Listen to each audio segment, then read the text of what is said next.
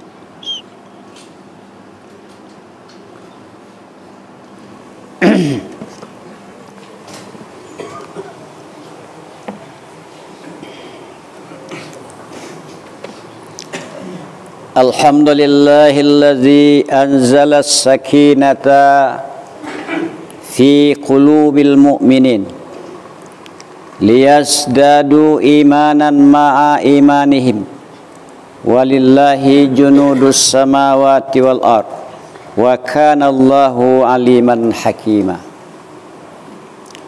Wa asyhadu an la ilaha illallah wahdahu la syarikalah wa asyhadu anna sayyidana wa nabiyyana Muhammadan abduhu wa rasuluh mubasysyiran wa nazira wa da'iyan ila Allahi bi iznihi wa sirajan munira.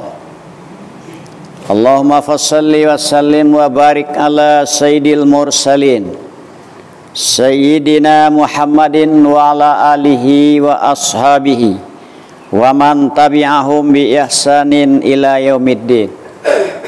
Wardallahumma anil khulafa'ir rasyidin Abi Bakrin wa Umara wa Utsmana wa Aliyin radhiyallahu anhum ajmain. Amma ba'd, ma'asyiral muslimin, usikum wa iyaya bitaqwallahi wa ta'ati la'allakum tuflihun. Ittaqullaha haqqa tuqatih wa la tamutunna illa wa antum muslimun. A'udzubillahi minasyaitonir rajim. Bismillahirrahmanirrahim. Ma anzalna alaikal qur'ana litashqa illa tazkiratan liman yakhsha tanzilan mimman khalaqal arda was samawatil ula ar-rahmanu 'alal 'arsy istawa. Shadaqallahul azim. Tidak kami turunkan di atas engkau hai Muhammad Quran supaya engkau celaka, kecuali Quran itu diturunkan tazkiratan, peringatan, pelajaran bagi orang yang takut kepada Allah. Quran itu turun dari orang yang menciptakan langit dan bumi, yang menciptakan bumi dan langit yang tinggi. Tuhan Rahman bersemayam di atas aras, memerintah, berkuasa penuh di atas aras. Kaum muslimin sedang Jumat yang berbahagia, selagi kita hidup, banyak sekali persoalan yang akan kita temui. Bila kita tidak kembali kepada Al-Quran, di saat persoalan itu berhadapan dengan kita, kita akan menjadi gelisah, tidak ada ketenangan dan ketenteraman jiwa. Oleh karena itu, Quran itu diturunkan bukan untuk mencelakakan. Kaum muslimin sedang Jumat, Quran itu adalah Ummul Kutub, ibu dari segala kitab. Semua kitab yang diturunkan Allah termasuk suhuf, terkumpul maksud dan isinya ke dalam Al-Quran. Berarti orang yang sudah menamatkan Al-Quran berarti sudah menamatkan semua kitab dan suhuf yang diturunkan Allah dari langit.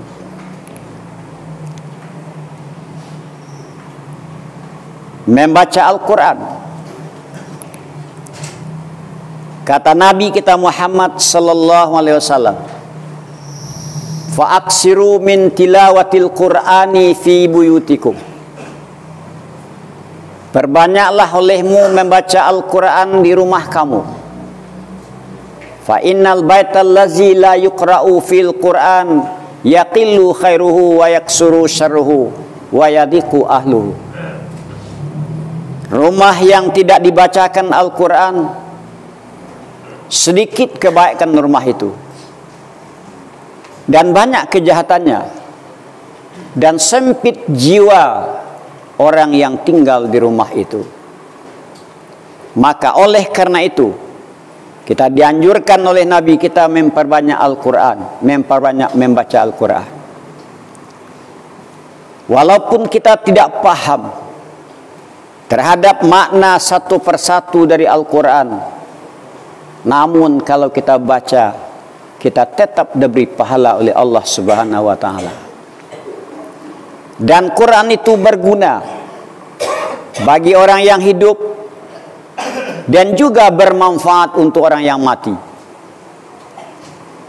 Berguna untuk orang yang membaca, juga bermanfaat untuk orang yang mendengar. Seseorang membaca Al-Quran, kita dengar dengan penuh perhatian, maka pahala sama dengan orang yang membaca itu. Bila Quran kita baca, kita mohonkan kepada Allah agar orang yang mati itu diringankan Allah, maka Allah akan mengkabulkan, meringankan orang-orang yang meninggal. Oleh karena itu, jelas dan nyatalah bahwa Al-Quran itu merupakan nikmat yang sangat besar yang diturunkan Allah kepada kita. Kemudian pemahamannya, pengertiannya dan maksudnya itu adalah menjadi penawar. Sebagaimana yang kita katakan tadi, ada 3 persoalan yang akan menghadapi kita, yang kebanyakan persoalan itu akan mengganggu jiwa dan ketenangan bila seseorang tidak kembali kepada ajaran Al-Quran. Mana dia 3 persoalan? Yang pertama, nikmat. Makin hari kita diberi dan ditambah oleh Tuhan nikmat. Bila nikmat yang kita terima itu, bila kita tidak kembali kepada ajaran Al-Quran, maka kita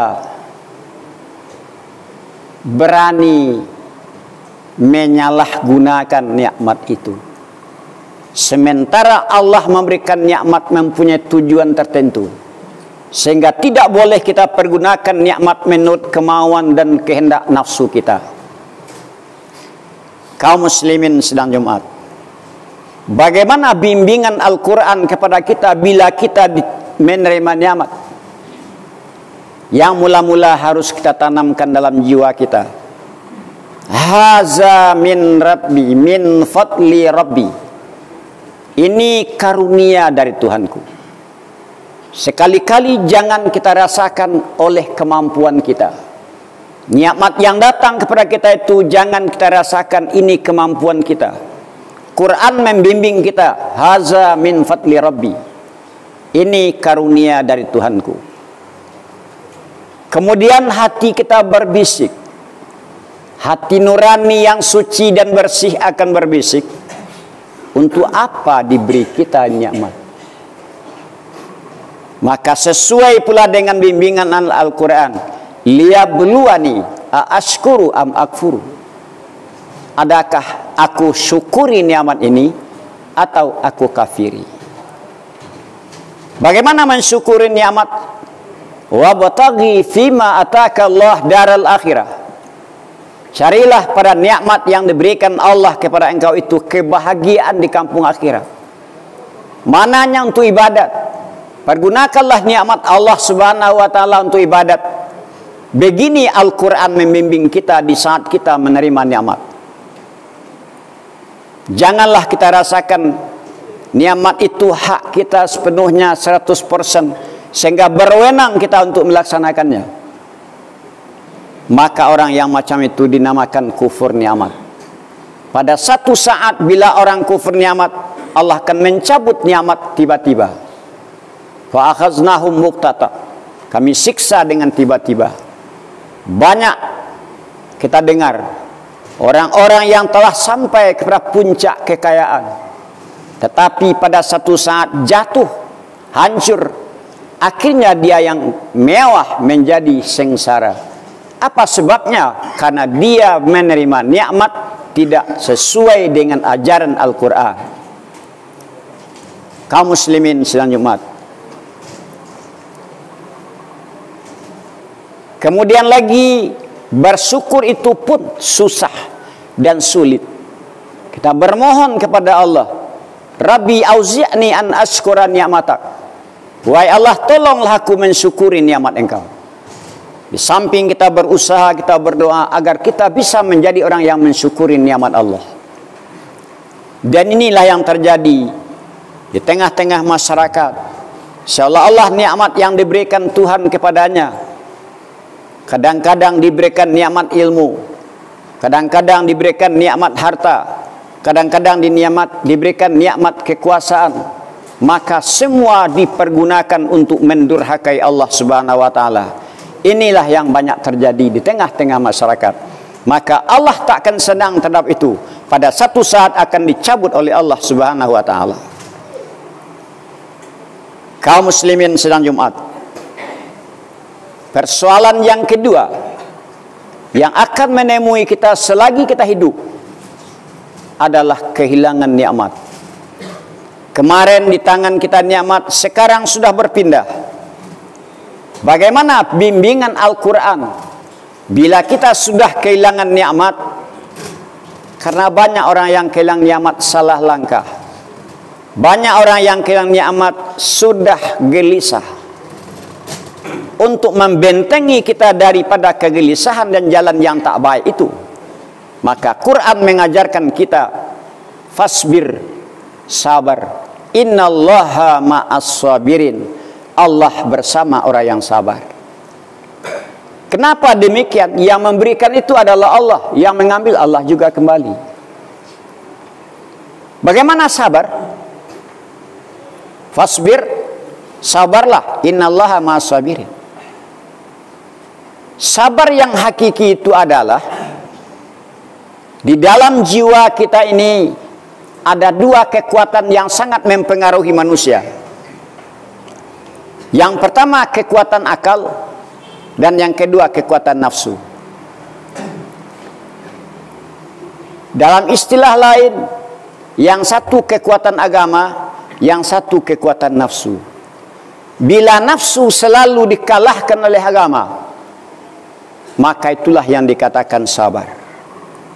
Tetapi bila agama dikalahkan oleh nafsu, itu bukan orang yang bersabar. Karena banyak orang yang kalah agamanya oleh nafsunya. Tapi orang yang sabar selalu kalah nafsunya oleh agamanya. Begitu kita. Di saat kita kehilangan nikmat, kita tidak menempuh jalan lain. Kita tidak curang, kita tidak menipu, kita tidak mencuri, kita tidak mempermainkan kebohongan. Bila datang nikmat, malah kita selalu mengalahkan nafsu kita dengan agama kita. Ini yang kedua. Yang ketiga, manusia setiap berusaha gagal. Berusaha lagi gagal. Berusaha lagi gagal. Bila manusia tidak kembali kepada ajaran Al-Quran, bisa saja manusia gila, bisa stres. Tapi bila kembali kepada ajaran Al-Quran, manusia biasa-biasa saja. Bagaimana bimbingan Al-Quran di saat kita bertemu dengan kegagalan? Radiyallahu anhum wa radu anhu. Reda Allah dari mereka, reda mereka dari Allah. Bila kita rela menerima ketentuan Allah, maka Allah rela pula kepada kita. Tapi bila kita tidak rela menerima ketentuan Allah, Allah takkan reda pula kepada kita. Kaum muslimin sedang Jumat yang berbahagia. Contoh Nabi Ibrahim alaihissalam. Di saat beliau akan dilemparkan ke dalam api yang sangat besar, maka datanglah tawaran dari malaikat Mikail. Akan saya ujankan, akan saya turunkan hujan, atau akan saya datangkan angin. Ya Ibrahim. Kata Ibrahim, tidak usah. Kenapa? Karena Al-Quran membimbing kita tidak boleh menggantungkan nasib kepada makhluk. Setelah gagal tawaran Jibril, tawanan Mikail, datang pula Jibril. Satu detik lagi Ibrahim akan dilemparkan ke dalam api yang sangat besar. Maka Jibril datang. Ya Ibrahim, alakah hajah? Wahai Ibrahim, adakah hajat engkau? Adakah keperluan engkau? Karena Ibrahim dibimbing oleh kitab suci, ketauhidan yang kokoh, beliau menjawab, amma ilaika fala. Adapun hajat engkau kepada engkau, hai Jibril, tidak ada.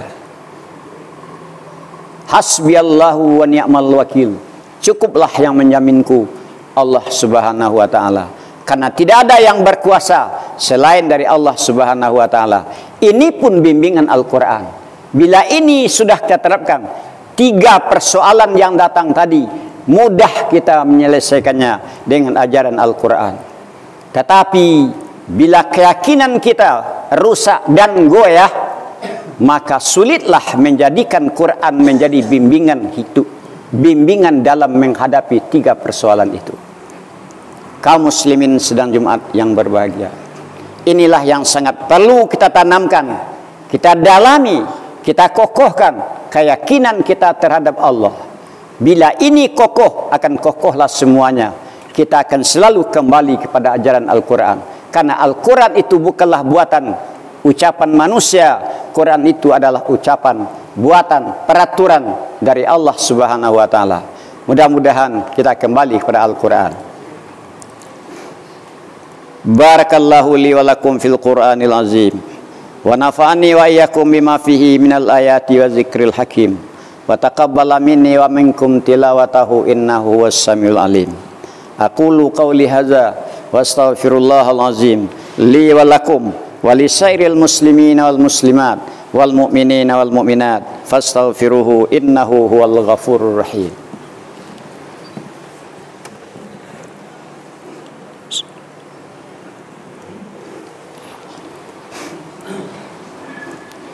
Alhamdulillahillazi nahmaduhu wa nasta'inuhu wa nastaghfiruh wa na'udzubillahi min sururi anfusina wa min sayyiati a'malina. May yahdihillahu fala mudhillalah wa may yudlil fala hadiyalah. Wa asyhadu an la ilaha illallah wahdahu la syarikalah wa asyhadu anna sayyidana wa nabiyyana Muhammadan abduhu wa rasuluh la nabiyya ba'dah. Allahumma fasalli wa sallim wa barik ala sayyidina Muhammadin wa ala alihi wa ashabihi ajma'in. Amma ba'd. Ma'asyiral muslimin, usikum wa iyaya bitaqwallahi wa ta'ati la'allakum tuflihun. Ittaqullaha haqqa tuqati wa la tamutunna illa wa antum muslimun. A'udzubillahi minasyaitonir rajim. Bismillahirrahmanirrahim. Innallaha wa malaikatahu yusalluna 'alan nabi ya ayyuhalladzina amanu sallu 'alaihi wa sallimu taslima.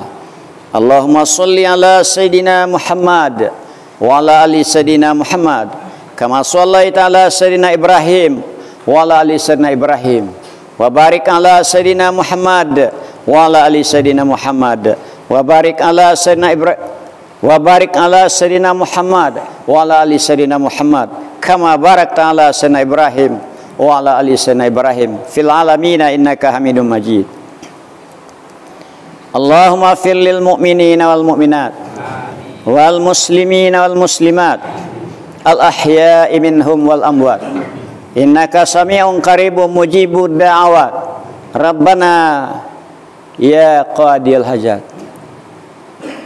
Innallaha ya'muru bil adli wal ihsan wa ita'izil qurba wa yanha 'anil fahsya'i wal munkari wal baghi ya'izukum la'allakum tadhakkarun. Fadhkurullahal azima yadhkurkum wad'uhu yastajib lakum was'aluhu min fadlihi yu'tikum wa la dzikrullahi akbar.